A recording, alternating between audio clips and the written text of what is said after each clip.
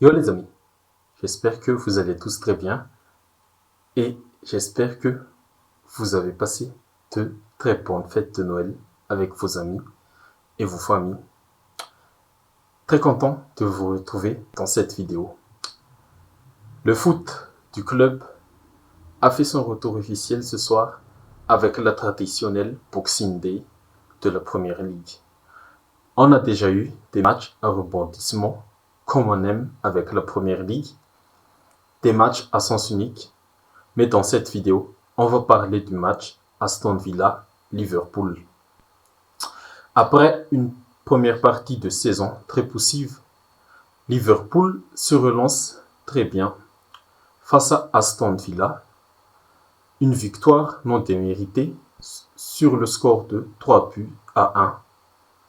Un but à 3, puisque c'était Aston Villa qui a accueilli le match.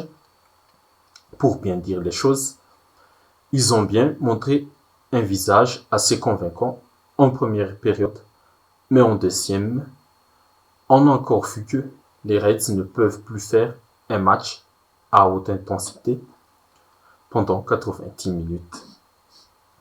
Le premier point, c'est que les hommes de Jürgen Klopp sont bien rentrés dans ce match en mettant l'intensité qu'il fallait pour mettre en difficulté les Villains.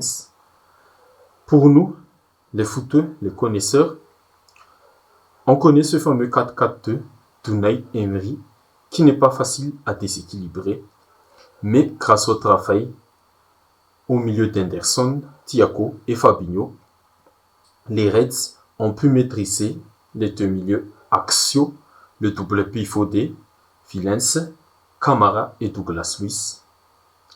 L'apport offensif de Robertson sur son côté gauche a fait reculer McQueen pour défendre avec Ashley Young sur le côté droit d'Aston Villa. Et ajouter à tout ça, les talents, la qualité technique d'Alexander-Arnold, Robertson, Salah et Van Dijk.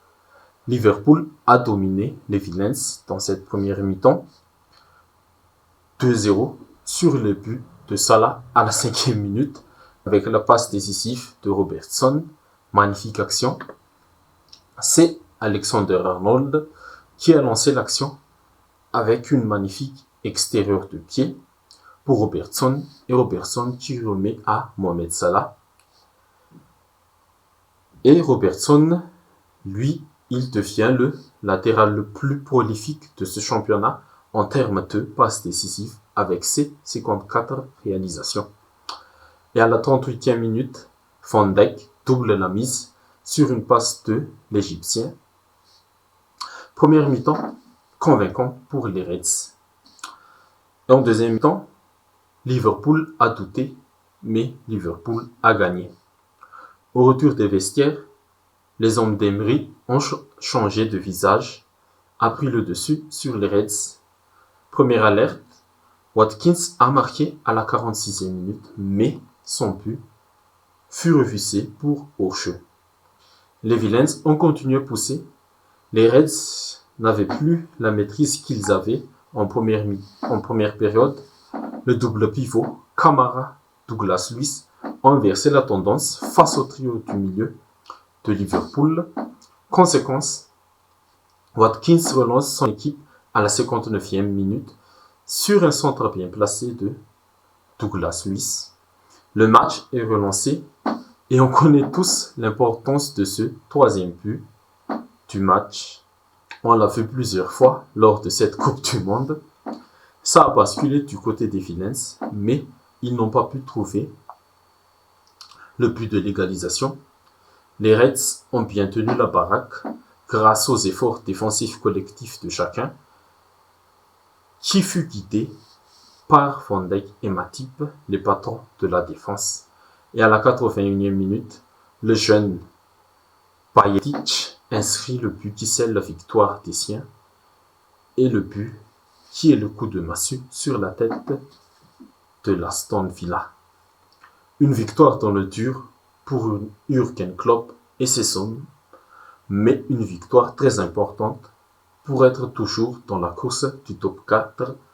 On n'est qu'au mois de décembre, mais dans ce championnat, et même dans tous les championnats, les 5 grands championnats en Europe.